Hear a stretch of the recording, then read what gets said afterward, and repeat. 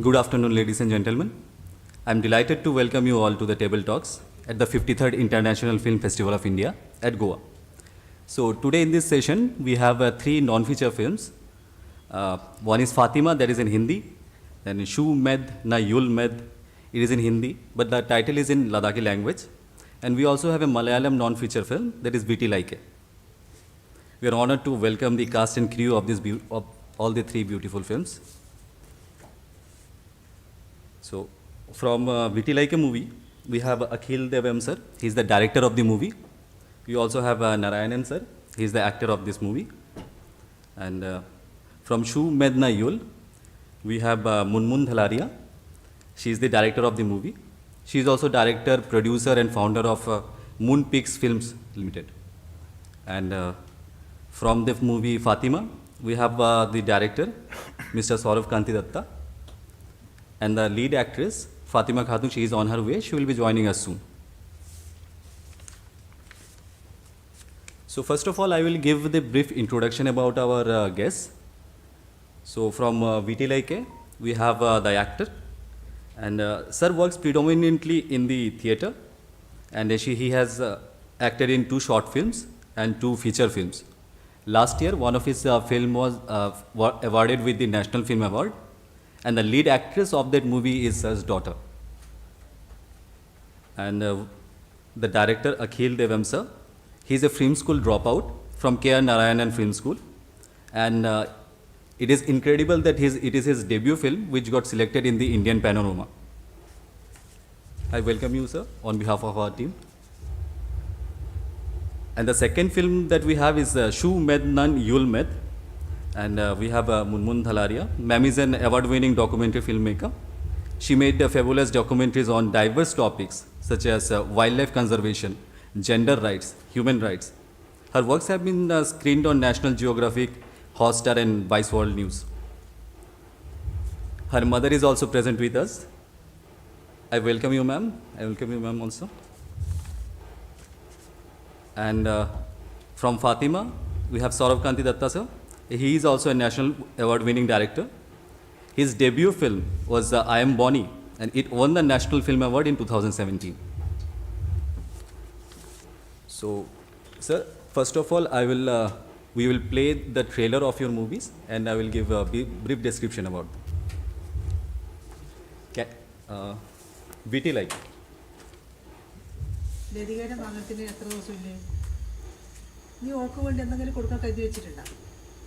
ഇതെല്ലാം തട്ടാനെടുത്ത് കൊണ്ട് കൊടുത്തിട്ട് എന്തെങ്കിലും പുതിയത് ഉണ്ടാക്കി കൊടുക്കാൻ നോക്കും. ലതികയുടെ മംഗലനായിട്ട് എത്ര കൊല്ലായി? മോളെ കുഞ്ഞിപ്പോൾ പ്ലസ് ടു പഠിക്കുന്നില്ല. ലതികയുടെ മംഗലം കഴിഞ്ഞു. ലതികയുടെ മംഗലം പോകുന്നു.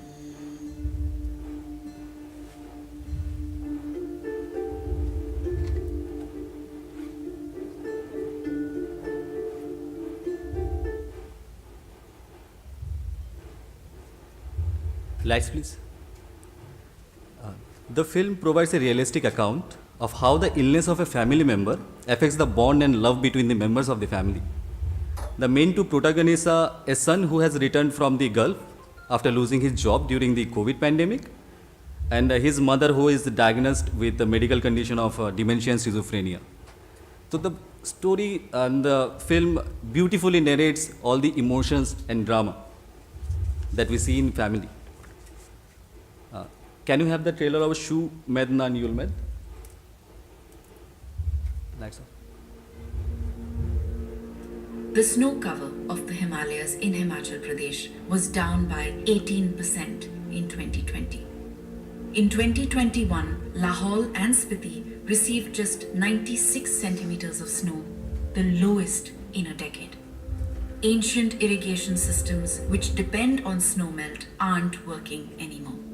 So the people of Spiti are turning to spiritual leaders and prayers.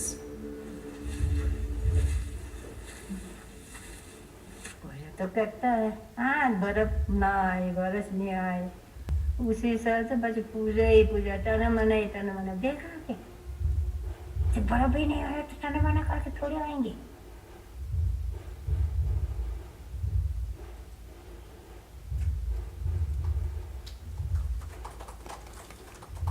So the title, it is in Ladakhi.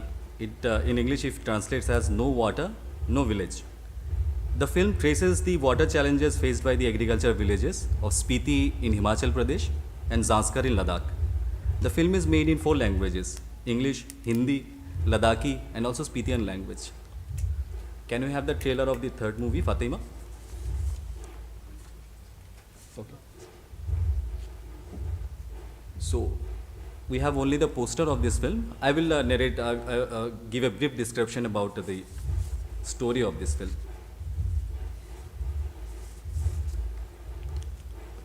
So, it's a very interesting topic. The film, it explores the lives and emotions of sex workers in red light area of Ganj. It is a tiny village at the Indo-Nepal border. I would urge you to all to watch this beautiful film. So, sir. Just one correction. It's hello. It's not a village, it's a small town. Okay. Thank you, sir. So, we'll start our interaction. First, from VEETILEKKU, we have Akhil Dev, sir. Would you like to share your experiences about this filmmaking? First of all, I would like to thank IFFI for this opportunity. And this has been a great ride. Like this is our 3rd festival. After IDSFK and Panorama, we are getting, our film is getting recognized. And I'm so glad about it. And coming to the film deals with the human connection bond between a mother and a son. While the mother is diagnosed with dementia and mild schizophrenia. This is actually a personal story. This is actually based on my grandmother. While I started to write the film, write the screenplay, she at least have some memory of me. But now she doesn't even remember me anymore. Actually, that's it. Thank you, sir. And Narayanan sir, he works predominantly in the theatre. And sir, how is your experience doing the film? Because you are mainly a theatre artist. As a theatre artist, the making of film, as far as I am concerned, it is a surprise. How to say that we sometimes we say that there is something that shapes our ends, Yes. like that, as something, and then we have to think that what is that something that is behind this. I think this film.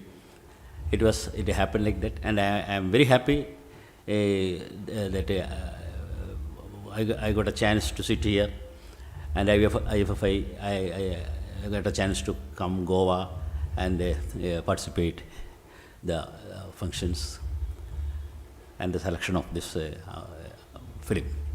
I thank IFFI. I am obliged. We are also honored, sir, to have you with us. Yes, sir. And now I will go to Munmun Dhalaria ma'am. So, would you please describe your experience in the, because you are director, producer, also the founder of a film production house. So, please share your experience. Thank you so much for having me, and thank you so much for making this the India premiere for No Water, No Village. I'm actually a wildlife filmmaker, and I've been obsessed with the communities of the Upper Himalayas. I come from Himachal Pradesh myself. Over the last 7 years or so, I've been going back to Spiti Valley, and this idea sort of began with looking at the quaintness of the life of women who live in -20 degrees. And as soon as I started going to Spiti and living with the community, I realized climate change is the real story. And I've been focusing on erratic snowfall and melting glaciers and how they affect the farming communities of upper high altitude villages in India. I was approached by Andrew, who lives in Europe. He's the executive producer of the series called Voices from the Roof of the World. So we're a 10-part series, and this is the India episode from the series, where already the producer couldn't be here because he's deep in the production of the 2nd series already. We've been doing national broadcasts across other countries because climate change doesn't see national borders. So we've been showing the films in Russia, Kyrgyzstan, Pakistan. I would really like the film to be watched by Indian audiences, especially people in Himachal, Uttarakhand, Delhi, all the upper areas who are affected very directly by climate change issues. And yeah, we would actually even like to produce season 3 more solely based in India, because we have so many stories and so many other storytellers that that's our plan going forward. Thank you. We all will surely watch your films, ma'am. Thank you. Thank you so much. And Saurav Kanti Datta sir, his debut film was I Am Bonnie, and it won the National Film Award. And clap for him. So sir, how was your experience in the filmmaking journey? Every day is a new day. Yes.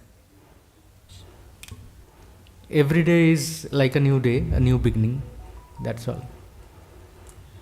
There's scripts and very well said, sir. Yeah. So now I will open the floor for question. So we'll have a very brief intro. May I, since I didn't have the trailer, may I say a few words over the Yeah, film? Definitely, sir. Yeah. Yeah. Actually, Farbisganj is Renu's place. Fanishanath Renu's. He lived there while he was writing. So I happened to. I went there eventually, accidentally. When I met Fatima there, I felt that I found the right person, and I came at the right place. At barely 9 years of age, Fatima was married off to a pimp in the red light area of Farbisganj, a town at the northern end of the state of Bihar in India, bordering Nepal. Fatima's community is nomadic in origin. Branded as a criminal tribe through the Criminal Tribes Act 1871, they have been stigmatized and were denied access to their legitimate trades. To survive, men started pimping women. Eventually, they started trafficking girls from outside as well. Fatima left her husband when he wanted to prostitute their daughter, still a minor. She escaped the red light area and had joined an NGO. We join her as she continues her activism, motivating, fighting for other women and children there.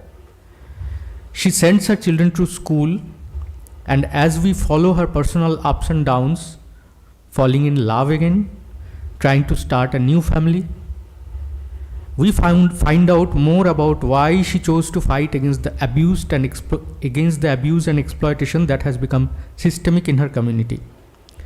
Despite the forces of police corruption and community ties hampering her efforts, Fatima appears to be rewarded both as an activist and in her personal life.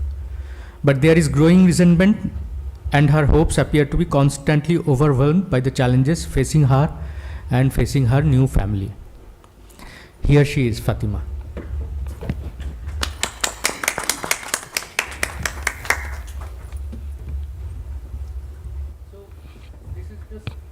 This is the story in short. I would just like to add one thing, that the scope of a film based on a red light, set in a red light area, is always limited, because many stories have been done on trafficking. Many films have been made on trafficking and in the red light area. So what is new here? It's an entrenched issue. So one can, as a filmmaker, I could only hope. First of all, why I picked up an issue such entrenched?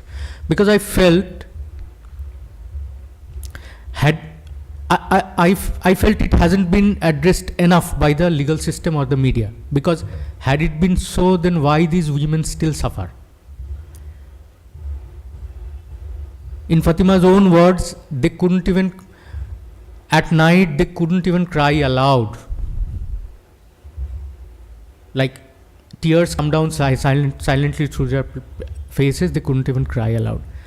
And apart from that, I felt that if I only can humanize such an entrenched issue, then only I will be able to reach the heart of my audiences. And that is what I tried.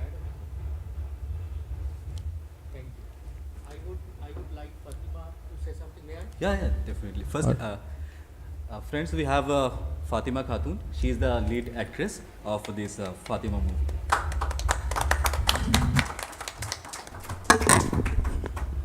मैं film के बारे में बोला, film का story क्या है, संक्षिप्त में बोला। हाँ हिंदी में कुछ भी जो नमस्ते आप सभी को। मेरा नाम फातिमा खातून है और मैं बिहार से आई हूँ। मेरा शादी 9 साल की उम्र में हुआ था एक लालबत्ती एरिया में, और मैं 9 साल की उम्र से इस जंग को लड़ रही हूँ देह व्यापार के खिलाफ। और ये जो मेरा पिक्चर है फातिमा, ये पिक्चर नहीं है, ये मेरा सपना है। ये वहाँ की औरतों की लड़ाई है जो बाहर निकलना चाहती है और कैसे वो किस किस दर्द से गुजरती है। मतलब वहाँ से बाहर निकलना मुश्किल नामुमकिन है, और वहाँ से बाहर निकलने के लिए क्या झेलना पड़ता है वो मैंने सब झेला है। और ये पिक्चर में कोई दिखावा वाला कहानी नहीं, ये रियल है।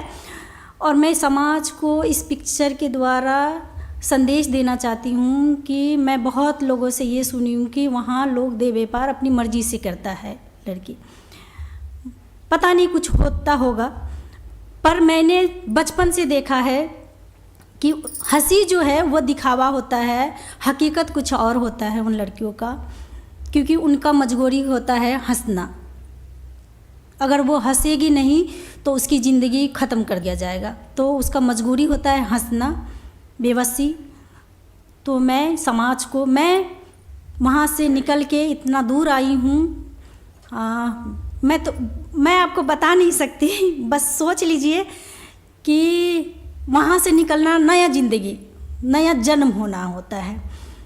तो उस खुदा का मेहरबानी था और मुझे बहुत सारे लोगों का सपोर्ट मिला। मैं निकली बाहर और मैंने आज तक सैकड़ों लड़कियों को निकाल चुकी हूँ उस दलदल से। बहुत सारी जो दलाल है उससे सज़ा भी दिलवाई हूँ, लेकिन फिर भी बहुत अब तक मैं जंग लड़ रही हूँ। और मैं चाहती हूँ और मैं समाज से, पूरी दुनिया से कहना चाहती हूँ कि उस 4 दीवारी में एक लड़की का एक दिन में 1000 बार बलात्कार होता है, उसकी मर्जी के खिलाफ। उनकी हर सपने को ख़त्म कर दिया जाता है। एक ही सपना उसकी आंखों में रहता है कि उसको बिकना है और कुछ नहीं है, बस उसकी ज़िंदगी वहीं तक है।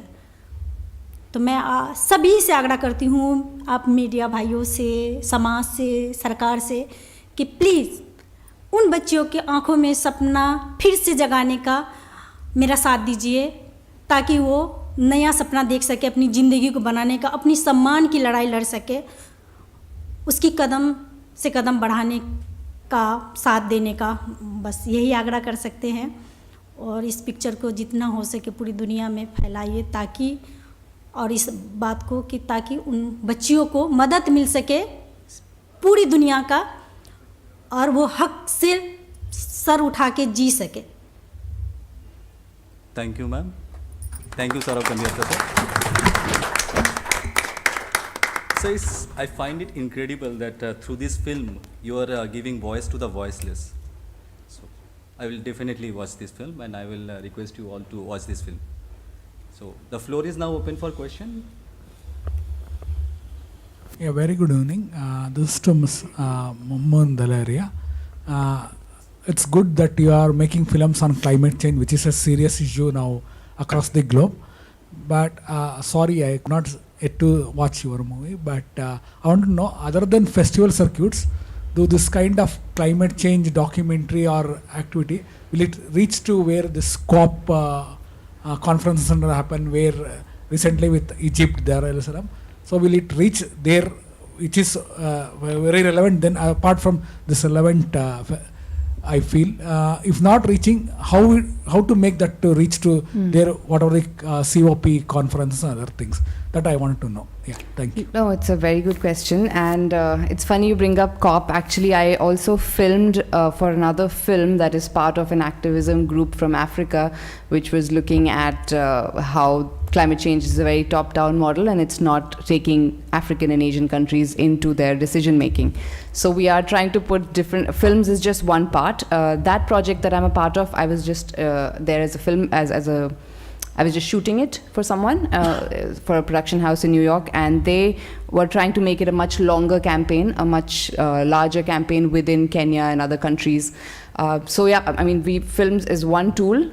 in a whole media campaign that needs to happen. Of course, talking about climate change is not in any big corporation's interest, so it's a very difficult problem. For me, it was a very personal story because this is where I come from, this is my home, and this is where I can most directly see the effects. I would welcome any new ideas about how to make this a more talked about topic. I've personally felt a lot of eco-anxiety because I've traveled across India in different landscapes for my wildlife work, and I've noticed how communities everywhere are suffering. I've noticed how cities are suffering because of air pollution, which all ties into melting glaciers. So I think it's a problem which is so embedded in everyday life that it's something we all have to collectively take action for. I started from my hometown and I want to help in those communities, but there's so much more work than just films. It's mostly policy work that needs to be done, but it's also every citizen has to get up and question their entire livelihood and how that connects to the planet, and it's much larger questions that we're looking at here. So I think films are the beginning, and it would be nice to at least have these films watched in their communities and in the country first of all. Because one of the most interesting aspects of the film for me was that most... Sorry. It's okay? Sorry. It was interesting for me to see how difficult it is to still talk about climate change.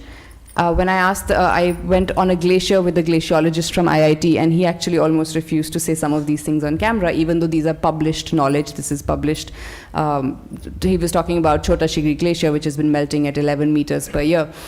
But these are things people are afraid to talk about, which is sad. It shouldn't be that way. We should just face the facts that we're not living in ideal climates, which is not healthy for us and the planet. So I would say films are a small part, and I'm hoping to just help with that, but it's something every one of us has to think about, including myself, including everyone.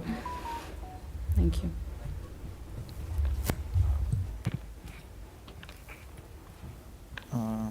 नमस्ते।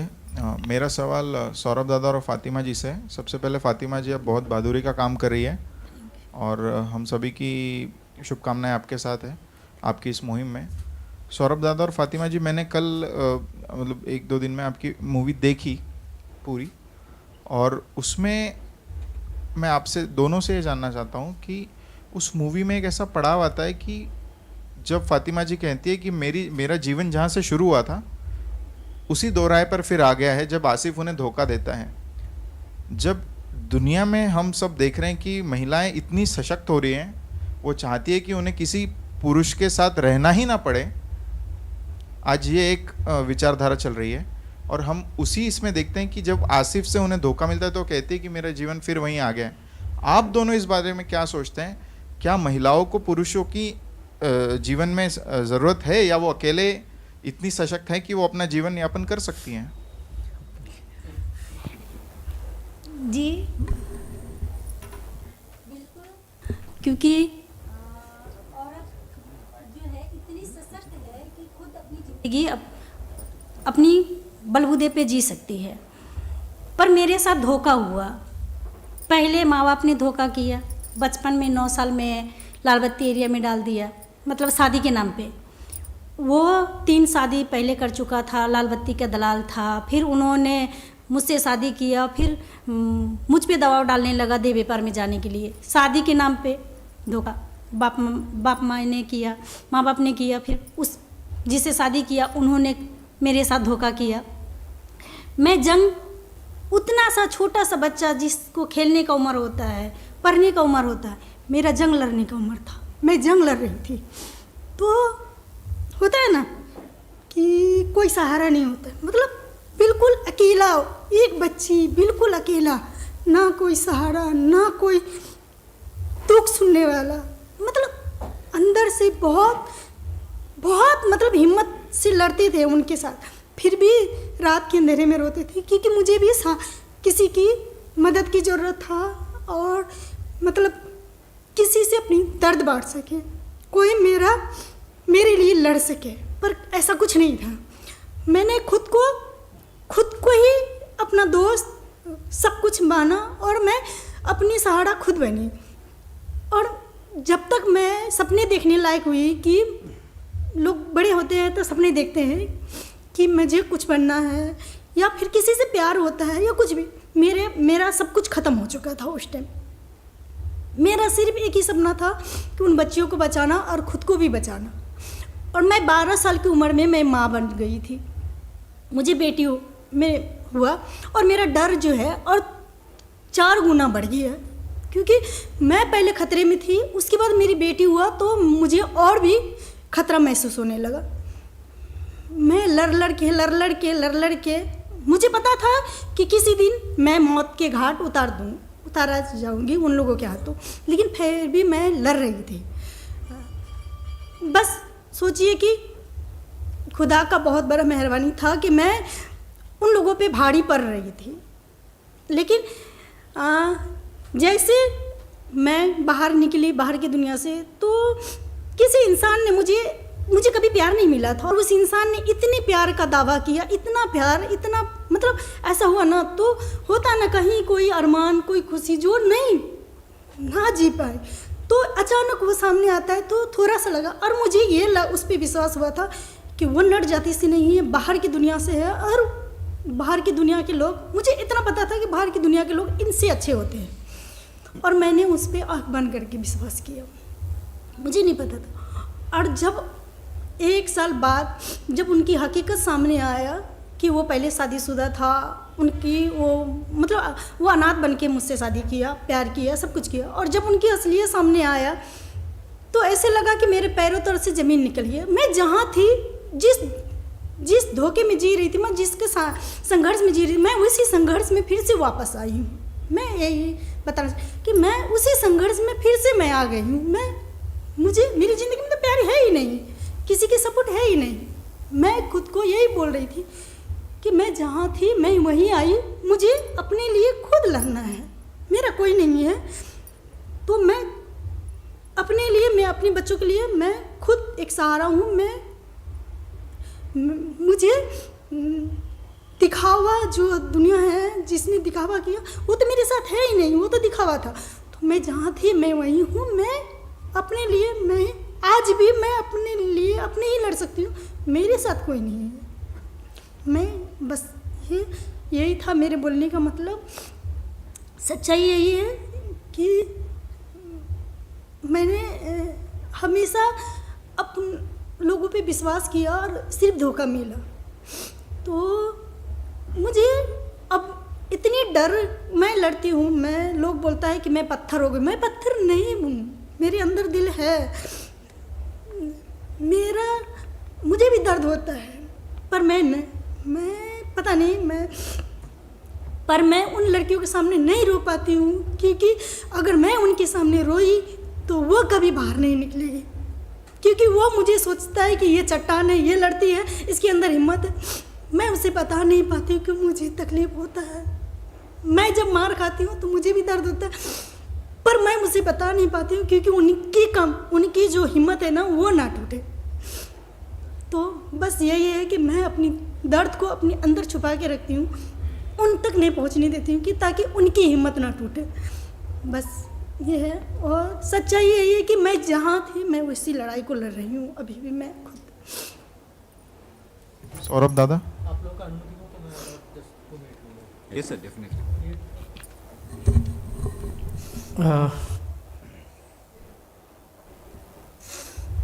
औरत आदमी के साथ रहना नहीं चाहता, मेरे ख्याल से ऐसा नहीं है। भगवान प्यार का ताकत, प्यार सब में दिया है।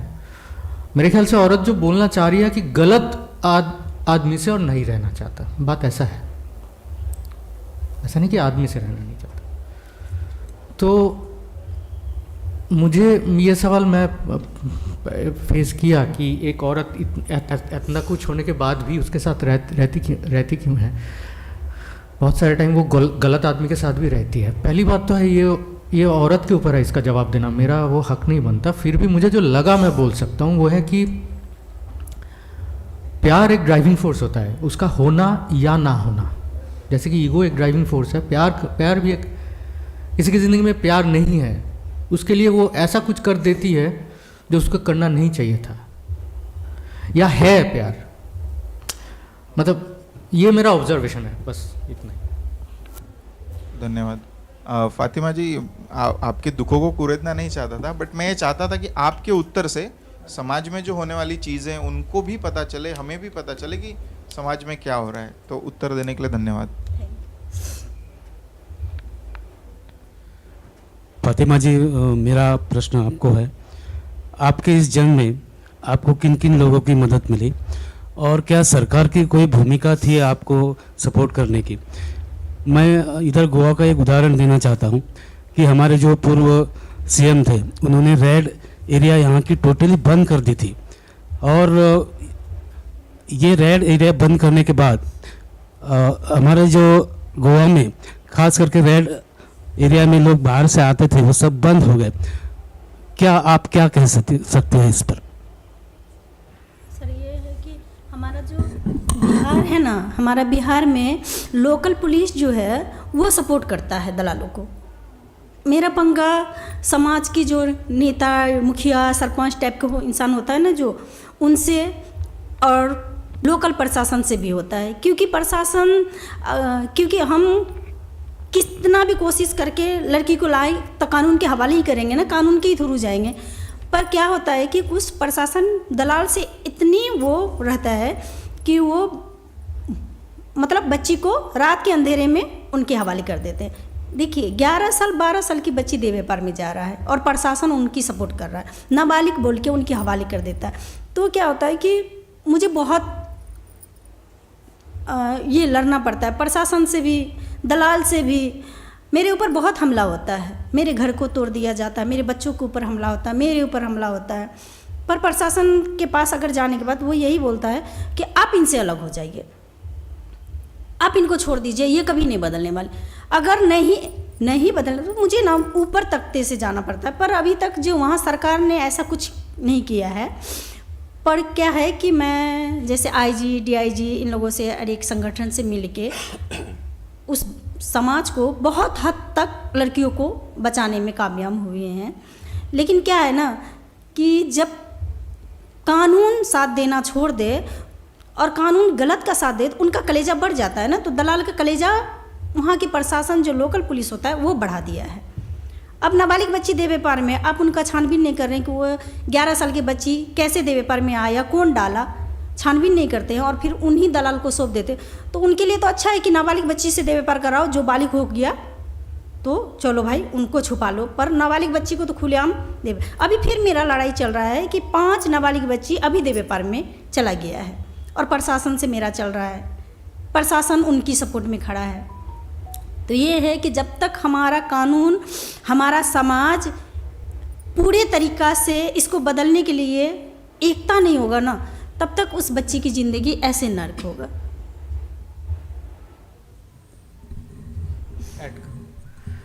ये ट्रैफिकर के खिलाफ, ह्यूमन ट्रैफिकिंग तो बहुत आदिमतम पेशा है, इसके खिलाफ लड़ना बहुत कठिन है और अकेले नहीं लड़ा जा सकता. फातिमा को और मुझको भी, फातिमा को तो ज़रूरी सपोर्ट मिला है वहाँ का एनजीओ का, और मीडिया लोगों का भी हेल्प मिला है. और एक एनजीओ जो वहाँ पे काम करती है उसका नाम है अपने आप, वो रुचिरा गुप्ता जो है वो चलाती है. तो उससे मदद मिला है, क्योंकि पीछे मदद के खिलाफ वो मदद ज़रूरी था. बस ये बोलना था. Thank you, Fatima ma'am. You are really a strong woman, and I hope the story will reach to more persons, and we shall make sure that administration also takes action in such kind of cases. So I would like to come back to Akhil Dev sir.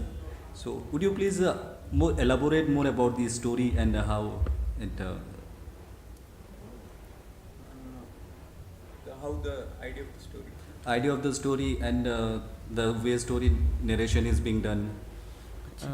Actually, during lockdown, I was at my home, and my grandmother has this condition of dementia and mild schizophrenia, and she thinks that her home is not that home, and she packs every day and she tries to leave the home, and we don't have compound wall, so sometimes she goes missing. And I have worked in housing finance, so from my experience in housing finance, I know that a person with a mental condition, they don't give loan because they are not eligible for signing a document and all those things. So these two ideas amalgamated, and I wrote, and that's how this happened. You also did the screenplay of this Yes, movie, yes. right? That's nice. So, any question from the media? Yeah, good evening, everybody. The first question to the Fatima, the director. In your talk, you were telling the role of media. Sorry, You were telling about media. What is your plan to the media? How you think media should work on these issues? And second point, when you're making a film on I have not watched the movie. Is it a feature movie or is it a documentary movie? Documentary. Documentary. Right. Can you answer this? And you have taken the real victim who has undergone that. You never thought that while shooting the documentary, now a few questions in the house, she has gone mental emotion, right? When you're really figuring out a document, because I'm a documentary filmmaker, there's again a repeat of her emotions. Is not as a one kind of punishment? Would have not taken an actor to play a role like that? Would you? You're not hire an actor in place of her. Like we say, take a film like Bandit Queen. When Shekhar Kapoor made a Bandit Queen, he never used the victim. He used an actress who can perform as a Bandit Queen. If I had used an actor, then it would have become a fiction. It's true, but it's a documentary. But to see for a few questions, we're all watching here in the hall how emotionally she has become. No, the category is, the lines are clear. I mean, how we categorize films. So, if had there been an actor, it would have been a drama based on a true event, but it would never been a documentary. I do agree, but you can see the emotional, because already at the age of 9, at the age of 12, she has got the mental trauma. You know, as a human psychology point of talking. For a few questions in the media, she has gone so touched. You can see the tears. Yeah, you but, said, yeah. But emotions are supposed to be in the No, documentary. sir, but it's true life. It's true life. Something you act in front of camera is different. When you ask a victim to, even if a rape victim is taken to police station, many women actors say, don't ask. The question of ask how you raped her is forbidden by the NGOs and women activists. You're not supposed to do that. Can I say one So little thing? who said I did that? Sir, yes, please. I just wanted to say, I think language is very important in terms of she's not a victim, she's a survivor. She's somebody who's chosen to be on camera. I'm sure Sir has gone through his own behind the scenes process of getting her on camera, and I think she's a survivor. She chooses to talk about it. I understand it's traumatic. I understand there's a lot of, I think most filmmakers follow their own set of protocols to make sure they do these things as ethically as possible. And I think we should wear our tears with a lot of pride. I think being emotional on stage should be perfectly fine and acceptable when you've gone through things and you still want to talk about it. I think it's just shows her strength, and if she's uncomfortable, I think she would let us know. Yes, she's uncomfortable to be there actually. It's true. The thing true. is, I agree with you. I thank Munmun for this, really. The thing is, the whole thing, the power equation changes in the sense, suppose in a courtroom or a thana, a main judge asks her to enact or repeat whatever has happened. Then what you saying is correct. But suppose the power equation changes and the woman says, I will show you. You want to see? I will show you. Then the whole thing changes. Sir, these are girls. That is one thing. Another thing is, I didn't do, what you say is correct. And I didn't. Thank you for that, yeah. In my film, I didn't indulge in that. Dada, you might have seen that. I didn't stay with my camera while she was crying. I didn't dramatize. I cut away. I went away from that. I didn't indulge. So you are correct. I agree.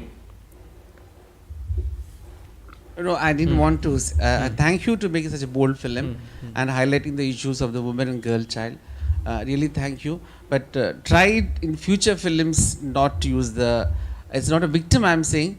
The person who has undergone that trauma, it's a little emotional. I haven't used already there. So you use directly, Here indirectly. You are wrong. No. Excuse me. You wanted to tell her story to the world. Excuse me, sir.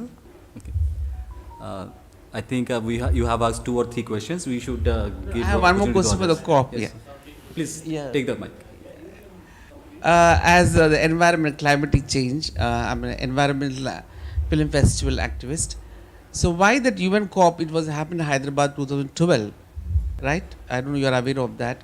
Why the films are not selected from Asia and Africa? UN COP is happening in Egypt now. What are the reasons behind the policy making?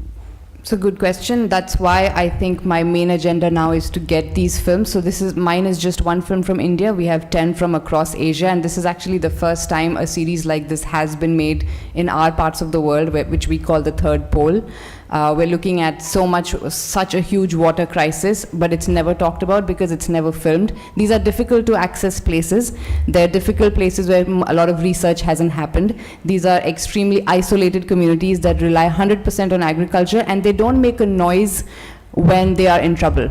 These farmers, when I speak to them, a lot of them are Buddhist. A lot of them believe that life will take care of itself. They shouldn't complain. They'll deal with these things in their own ways. But I think the responsibility is more on us as viewers and us as voters and us as larger audiences who have more of a voice. So I think people like us, what we're trying to do is just amplify those voices, and this is the first step. And now I do see a lot of narrative shifting away from Europe and more towards Asia and Africa to tell these stories from ground up, and we're just a very small cog in that wheel where we're trying to raise these voices from down up. And I think the focus is now shifting, and it hopefully in the future it goes more and more. I have something to say about all your films. Usually I would not have come, but I have my own press conference after you. But I have been on on the jury of Indian Panorama, and I've seen all your films. And I'm one of them who has selected your films. And I will say about the Fatima. In fact, you were very, very lucky to get a person like Fatima. Absolutely. Who says whatever she feels like, and you did it very, very sensitively. At least we all of us felt that you didn't cross the line. Absolutely. But the story had to be told, and you told it very well. I mean, you left it to her through your medium, through your filmmaking, so that she tells her story. You were not telling your story, you were telling her story, and she was actually telling her story. So that is what made the huge difference. And all of you have done brilliantly, I feel, as a jury member. So I would say that, kudos to all of you. Usually I would not, there was previously also there were sessions about, Indian Panorama non-feature. I refrained from coming because it's not right. I mean, we have already selected. I mean, we've liked it, so we have selected it. So kudos to all of you. You did wonderfully well. Thank you. Just want to end with a small comment about Sir. Thank you so much for selecting these films, because as filmmakers, one of the things that's happened is we tend to self-censor ourselves, and with topics like gender and climate change, it's really hard to be actually able to put yourself out there and say this is happening, and to have that stamp of approval from the government means a lot. So thank you so much.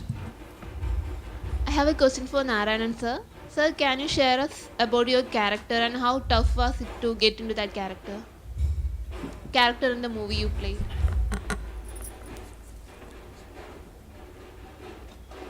I don't get about the character of the movie and Character of the movie. the role that you play. character. ആ കഥാപാത്രത്തിനെ കുറിച്ച് sir ചെയ്ത അതെ ആ കഥാപാത്രം എന്ന് വെച്ചാൽ ശരിക്കും ഒരു ഹെൽപ്ലെസ് ആണ്. അമ്മയോടുള്ള എന്താണ് പറയുക, സ്നേഹം. I can not avoid my mother. I must be always as a caretaker. I have to care my mother. So that obligation, that love, warmth, what you say, that is the main thing. നാടകത്തിൽ അഭിനയിക്കുന്നതും ഫിലിമിൽ അഭിനയിക്കുന്നതും എന്തെങ്കിലും ഭയങ്കര difference ഉണ്ടോ? ഭയങ്കര difference ഉണ്ട്. കാരണം പലപ്പോഴും ഒരു when you act in A film, the director will watch don't come drama. Because when you have, just for a look, in drama you look like this. But that look, that will be a drama when in front of camera. So that inner acting, that micro acting, that is to be learned. And I have experienced that from 2 films. And I'm not up to the mark. I judge myself in my first movie, and that is to be released on December 2nd. And the director of that film is Farooq Abdul Rahman. He was a national award winner. And first I was facing the camera of M.J. Radhakrishnan. He's a great photographer, cinematographer. So I had this problem, and from Farooq I learned that. And he will touch me. Yes, don't act. So just to behave. So that is what happens in this new gen films. It is very easy. Former actors, they come from theatre and drama. So in old films, we find these dramas. New gen, they were not in theatre. So they correct, they behave. So they don't. We have to learn. Yet to be learned. New gen, they don't want any teacher or a tutor for telling them how to act. That's the thing.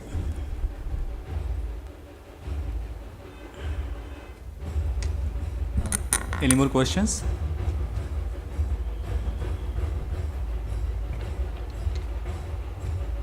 Saurabh, my question is to you. Thank you for making this movie on such a bold subject with a real survivor. And what I want to ask you is, how long did it take you from conceptualization to final shoot, if I may call it, and the entire process? How long did it take you, and what were the key challenges that you faced in between? Going to location, encountering other survivors, that process, if you can shed some light. Pre-production didn't take long, because in documentary, generally, the difference between fiction and documentary, fiction takes a lot of time in pre-production, everything is in place, then you go into shooting. Shooting happens in very brief period of time, generally, and then you go into editing. But in documentary, pre-production and production happens simultaneously, and it takes a lot of time. I plan to do it in 3 years, and we could have done in 3 years had there been no lockdown. We just had 1.5 schedule left, but we had to wait for 1.5 years just for that one schedule. Otherwise, we would have released in 2019. So from 2017, we finished in 2022, last shoot. So 5 years, but minus those 1.5 years, those are nil years basically. So that is the production time, and it also includes the pre-production time, in the sense that, as I told you, that I'm going to Reiki for the pre-production, but I'm going with my camera, and while on the editing table, we'll see that those first-timers makes their way into the final timeline, because they are so strong. The first encounter, the first emotions, they're always, like that only, fresh, without any thing. Just a follow-up question. Has any functionary from the legal or political system back in Bihar or at the national level, have they seen it, and what's their take on? Have you showcased it at any such forum also? No, not yet. I would like to. And you asked another thing about the what I tried to do. Yeah, the entire process, how you conceptualized it. My ambition was to even win the trust of the traffickers. Do what Joshua Oppenheimer did with, what was the name? Act of killing. An act of killing and the look of silence. To do that, I couldn't. I fell short. So, but that was my aim. That I couldn't reach, but what I could, I have been able to win her trust and her associates' trust, and she kind of carried the camera wherever she went. She was my window into the community and the place. That's it. Initially, my film's name was CHHU Tola. That is the name of the place. So I had a bigger ambition to make the place as a character, which I couldn't do. It got narrowed down, it became a character driven thing. That is my shortcoming. That is what I couldn't do, I'm saying.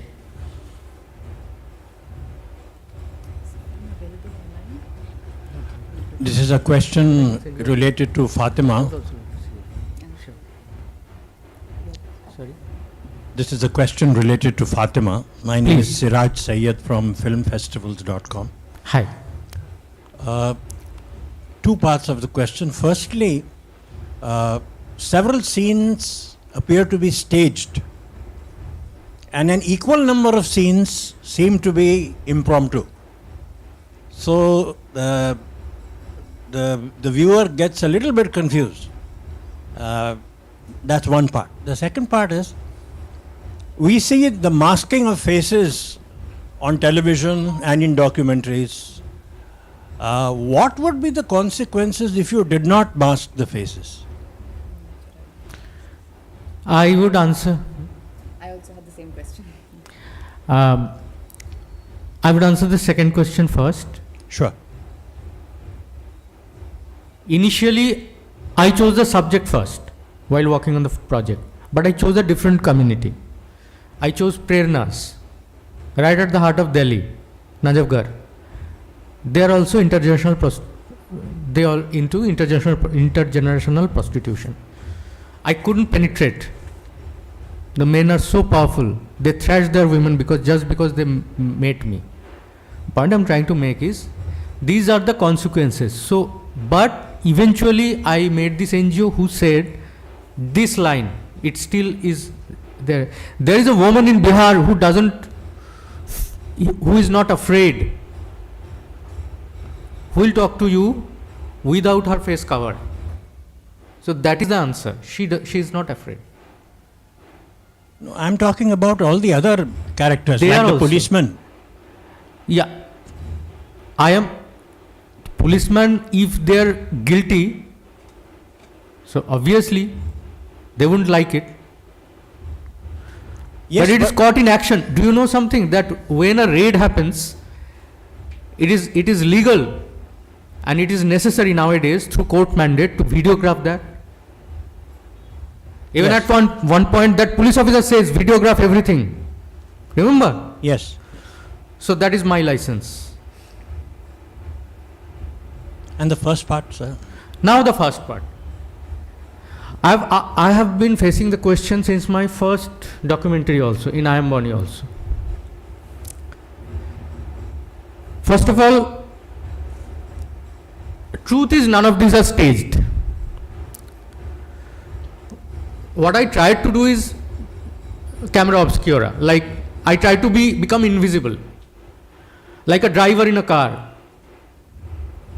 or an orderly in a dining place. You are sitting with your family and you are discussing everything like there is no one else.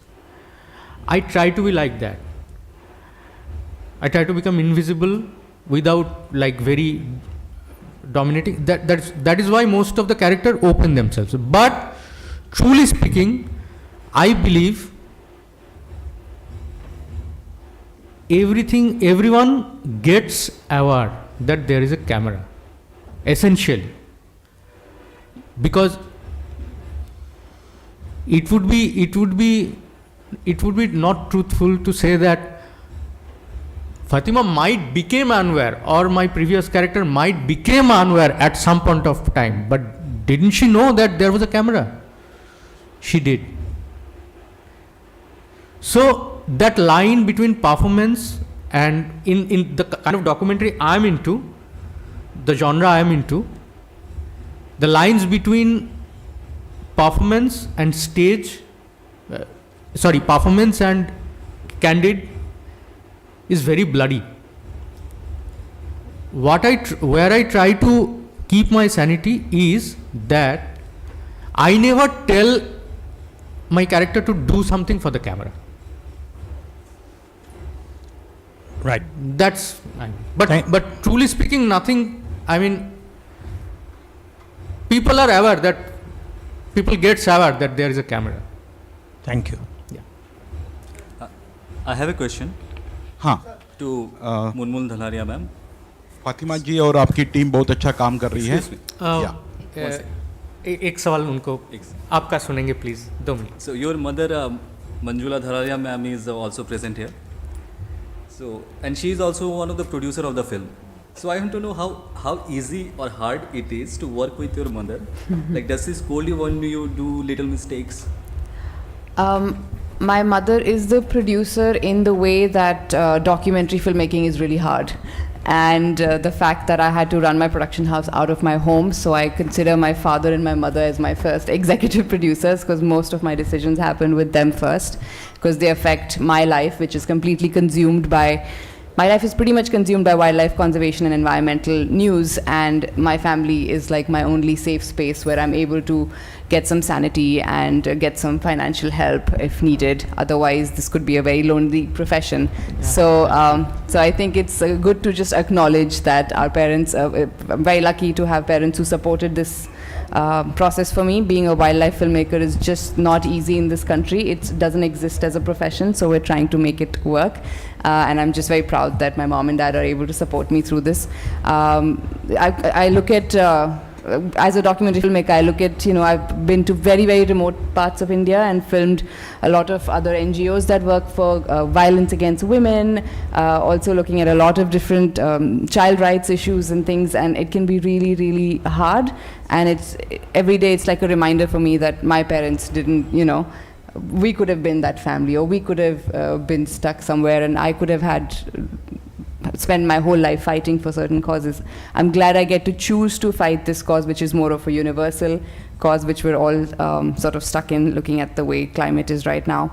But yeah, that's the way I function. I live out of Himachal, and I'm a National Geographic explorer first, and that happened because I was able to freely live out of any part of India and conduct my editing and directing and everything remote. Another thing I wanted to answer, someone had said, I think you said it, filming during the pandemic has been really hard. It's one of the ways we're looking at climate-friendly filming. I was able to hire a lot of local filmmakers and sort of mentor them online. So these were young boys from Ladakh and Spiti who helped me film huge chunks of the film when I didn't want to cancel my filming anymore. But the indigenous community had shut off their villages for COVID for the whole year. Spiti was shut for an entire 1 year where nobody was allowed to go except for very selected government officials. So that was a time when I started remote filming, which has again helped me sort of work internationally better, helped me work within India better, work better with teams, looking at all kinds of remote access subjects. Yeah. Thank you. Thank you. Yes. Fatima ji और आपकी team बहुत अच्छा काम कर रही है, और इसमें आप जो इंटरवेंशन करते हैं तो वो किस तरीके से इंटरवेंशन करते हैं एक बात, और उनका रिहैब जो करते हैं वो किस तरीके से करते हैं, उसकी स्ट्रैटेजी क्या होती है? उनका से क्या रिहैबिलिटेशन, अच्छा, और इंटरवेंशन कैसे करते हैं? हाँ, ये पार्ट फातिमा जी का एक्टिविज्म पार्ट। वो पूछ रहे हैं कि ये जो काम आप कर रहे हैं, ये जो लड़कियां जो देह व्यापार में डाला जाता है, आप उसमें दखल कब डालते हैं, कैसे डालते हैं, इंटरनेट कैसे उसको रोकते हैं, कैसे दखल डालते हैं? ये पहला सवाल है। दूसरा सवाल है कि उसको रिहैब मतलब दोबारा जब सोचिए निकल के लाया, फिर उसको फिर से ठीक साफ जिंदगी में कैसे उसको भेजते हैं? क्योंकि मैं लालबत्ती एरिया में रहती हूँ, तो मुझे सारी लड़कियों पे नज़र आता है। जो बच्ची बड़ी हो रही है, क्योंकि मैं सबके आंगन जाती हूँ, सबके घर जाती हूँ, मैं हर दिन सबके यहाँ जाती हूँ। तो अभी जो है मतलब लालबत्ती एरिया में रहने का ये है कि कोई घुसने नहीं देता है मुझे अपने घर, क्योंकि उसको पता है कि ये घुसेगी और देखेगी तो बाहर से भी लड़की ला के रखता है, तो उनको डर रहता है। लेकिन मैं ढीठ हूँ कुछ भी बोले वो लोग बोलता है बहुत थेथर है, ढीठ है, मतलब इतना गाली सुनने के बाद, हमला होने के बाद भी ये ऐसे करती है, मतलब उनकी नज़र में ऐसा मुझे बात। पर मेरा एक जुनून है, सपना है कि मैं ये चाहती हूँ कि किसी भी हालत में कोई भी लड़की बलात्कार ये शिकार ना हो, मतलब बिकने का शिकार ना हो। तो मैं हर रोज़ जाती। और क्या किए कि शुरू में मुझे बहुत दिक्कत हो रहा था, बहुत ज़्यादा, क्योंकि जो औरत थी वो बात करना नहीं चाहती थी, क्योंकि माँ जो है वही लड़ना नहीं चाहेगी तो बच्ची कैसे बचेगा, माँ ही तो सपोर्ट होता है ना अपनी औलाद का। तो बहुत दिक्कत होता था। जब एनजीओ के साथ मिले तो माँओं का ग्रुप बनाए थे, महिला मंडल, जितनी भी माँ है उनके साथ बैठ के एक बैठक की है और फिर उनको बहुत धीरे धीरे धीरे धीरे उनके अंदर डाले कि एक माँ अपनी बच्ची को बचाने के लिए किसी भी तूफान से टकरा सकता है। तो फिर अगर आप अपनी बेटी के लिए खड़े होंगे तो आपके बेटा हो या पति हो वो उनको नहीं बेच सकता। जब आप खड़े होंगे उनकी ढाल बनेंगे अपनी बेटियों का, तो कभी वो नहीं बिकेगी। तो कुछ माँ थी जो समझ गई, मतलब माँ लड़ेंगे, कुछ था जो उनको बेटी से ज़्यादा बेटा प्यारा था तो वो नहीं। तो जो समझ गई, जो लड़ रही थी तो उनके साथ भी लड़ रहे थे, और जो नहीं, मतलब उनको बेटा प्यारा था बेटी प्यारा नहीं था, वो ये कहता था क्या बोलते किसान का खेती, वो लोग कहता है किसान का खेती और नट का बेटी, मतलब वो बेचने का। तो मेरा एक ही उद्देश्य था कि किसान खेती कर सकता है पर नट बेटी नहीं बेच सकता। मैं साफ दिमाग में बोल देती थी, किसान खेती कर सकता है पर नट जो है अपनी बेटी नहीं बेच सकता। और क्या है कि जब भी कोई लड़की खतरे में रहती है कि अब वो बिक जाएगी, मतलब वो जब उनका सिलसिला शुरू होता है ना, तो बड़े बड़े लोगों को मतलब खबर देना शुरू होता है कि ये लड़की, तस्वीर उनका भेजता है कि ये लड़की बड़ी हो रही है, तो कस्टमर खोजना शुरू हो जाता है कि इनको, क्योंकि पहली बार बहुत सारे डिमांड में वो लड़की को भेजा जाता है, बहुत पैसे देके उसका डिमांड होता है, पैसा देता है। तो मैंने बचपन बिताया है तो लोगों को नज़र से, उनका भाव से पकड़ लेते हैं कि हाँ ये अब ये जो है इनको डालने वाला है। तो फिर जो है जो मुख्य लोग होते हैं बाहर के, उनसे प्रशासन के पीछे लगना पड़ता है, जो बड़े पदाधिकारी है उनके पीछे लग के सर ये तस्वीर है, ये लड़की है, ये घर है, ये लड़की अब जो है खतरे में है और किसी भी टाइम चलिए। तो जब रेस्क्यू होता है, रेट में हम रहते हैं, प्रशासन भी बोलता है आगे रहेंगे, आप आगे रहेंगे, आगे ही रहते हैं। पहला बार मुझे यही लगता है, प्रशासन के पास तो रहता है, उसको कोई नहीं छूता है, चलो कोई बात नहीं, मुझे तो बचाना है। तो ऐसा होता है जब उनको बचाते हैं।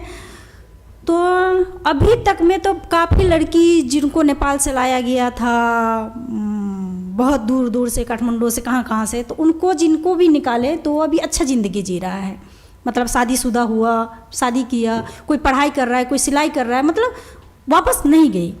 हाँ, कुछ प्रशासन दलाल के साथ मिलके कुछ लड़की को वापस कर देती है रात के अंधेरे में। तो देखिए कानून और हम में बहुत फ़र्क होता है, हम तो कानून तक ही जा सकते हैं, लड़ सकते हैं। और कानून क्या है कि जो लोकल पुलिस, हम आपको अभी पहले भी बताया कि लोकल पुलिस सपोर्ट करता है उनको, तो भेज देता है। तो कई लड़की ऐसी जो जिसको HIV था, मर्डर कर देता है, वो लोग मार देता है। उस पिक्चर में देखे होंगे एक लड़की जो औरत थी जिसको क्या बोलते हैं कैंसर हो गया था, तो जैसे कैंसर पकड़ा उसको घर से निकाल दिया। तो मुझे पता भी नहीं था उनके बारे में, बहुत दिन पहले उनको निकाल दिया था, तो वो कहीं सब्जी उब्जी बेच के खा रही थी। फिर जैसे उसको मेरे बारे में पता चला, मेरे तक आई, NGO के साथ मिलके उनको, मतलब उस दलाल से केस उस करके उनको तो NGO के थ्रू इलाज करवाएं, उसका ऑपरेशन हुआ पटना में, सब कुछ हुआ। फिर उनको जो मतलब वो अभी लोकल इंसान से शादी करके, मतलब दूसरे समाज से, वो शादीशुदा ज़िंदगी बिता रही है अच्छे से, अभी सब्जी उब्जी मतलब दोनों पति पत्नी बेच के और अच्छी ज़िंदगी बिता रही है। तो मेरा भी लड़ाई है कि जब लड़की, जब वो बोलती है ना कि बाहर जाके क्या करें, क्योंकि जब उनकी जो अपना होता है ना, अपना माँ बाप भाई बहन, वो उनको अपनाने से इनकार कर देता है कि अगर वो वापस आया तो हमारा पूरा परिवार ख़त्म हो जाएगा, मतलब समाज में ये हो जाएगा और उनके भाई बहन, उनकी शादी नहीं होगा, तो वो उनको अपनाने से इनकार करता है। तो कोई मजबूरी में वहाँ रहना चाहता है कि जब मुझे परिवार अपनाएगा नहीं तो जाएंगे कहाँ। तो क्या किए हमने कि जो दलाल के साथ जिस घर में रह रहा है, तो उस दलाल से लड़के जैसे प्रॉपर्टी में अपनी बेटी को हिस्सा देते हैं, उसी तरह उस लड़कियों को मैंने हिस्सा दिलवाना शुरू कर दिया। कानून के साथ मिलके, पूरा समाज के साथ, मतलब बहुत पंगा ले लेके कि भाई आप इनको हिस्सा दो, नहीं तो हम केस करेंगे आपके ऊपर, क्योंकि इनके शरीर बेच के आपने ये प्रॉपर्टी खड़ा किया है, तो बुढ़ापा में तो ये जाएगा नहीं ये भीख मांगने के लिए, तो इन्हें इस प्रॉपर्टी में हिस्सा दो, नहीं तो हम केस करेंगे। तो बहुत सारी औरत जी है जो बहुत उम्र हो गया है, अब वो नहीं कर सकती है वो धंधा, और उसका कुछ नहीं है, और अभी लगातार सिलसिला चलना शुरू हो गया है कि अब वो लड़की सब जो है खुद लड़ती है कि नहीं मुझे हिस्सा चाहिए, और नहीं दोगे तो मैं फातिमा दी को बोल दूंगी, फिर केस करेंगे, फिर ऐसे करेंगे। तो क्या हुआ ना कि एक नया बदलाव आ गया है कि अब वो अपने हिस्सा लेके दुकान कर रही है, कोई पान की दुकान, कोई चाय की दुकान, कुछ मतलब उनके पास पैसा आ रहा है, और वो क्या किया है कि लाल बत्ती एरिया को मतलब बदलना शुरू हो गया, क्योंकि अब जब मुझे इस प्रॉपर्टी में हिस्सा मिल जाए, मैं इस प्रॉपर्टी के मालिक हूँ, मेरा मर्जी है। पहले खाना खाते रहती थी लड़की लोग, और कस्टमर आता था वहाँ से उठ के उसको जाना पड़ता था। अब क्या है कि वो अपनी मर्जी के बिना अगर आया बुलाने ना बोल सकती है, वो खा के उसकी मर्जी, वो कितनी देर में खाएगी, कब जाएगी, और अगर ऐसा होता है तो हम पुलिस के पास चले जाएंगे अगर तुम टॉर्चर करोगे तो पुलिस तो खैर कोई बात नहीं, मीडिया हम लोग क्या करते हैं कि पुलिस जो है ना सुनता नहीं है ना, तो मीडिया कॉन्फ्रेंस करते हैं, क्योंकि मीडिया ऐसा प्लेटफार्म है जो हमें इंसाफ दिला सकता है। तो हम क्या करते हैं कि उन लड़की को लेके मीडिया के पास जाते हैं, वो हाईलाइट करता है, और हमारा अभी सबसे बड़ा सपोर्टर मीडिया है, और मैं मीडिया वालों को जहाँ की भी हो, मैं उनसे दिल से धन्यवाद देना चाहती हूँ, उनके तरफ से भी, अपनी तरफ से भी, क्योंकि इंसाफ का जरिया हमारा मीडिया है, वही हमारी दर्द दुख, हमारी कहानी को दुनिया तक पहुँचाता है, और प्रशासन भी मजबूर होके दलाल के पीछे लगता है। तो मेरा सबसे बड़ा इंसाफ दिलाने वाला हमारा मीडिया भाई है। मैं अपनी और पूरे महिला मंडल जितनी भी मेरी औरतें हैं जो उस दर्द में, उनकी तरफ से उनको न्याय दिलवाने के लिए मैं मीडिया दिल से धन्यवाद देती हूँ आप सभी को, और आप सब हमारे सपने को साकार करने वाले हैं, इसलिए आप सबकी आभारी हूँ मैं। Thank you, ma'am. We have another session lined up at 5:30, so we shall be closing this session now. So thank you, sirs and ma'ams, for joining us for this extraordinary session. So we shall be extremely delighted if you guys would join us in the next edition of IFFI, that is the 54th. Thank you, sir.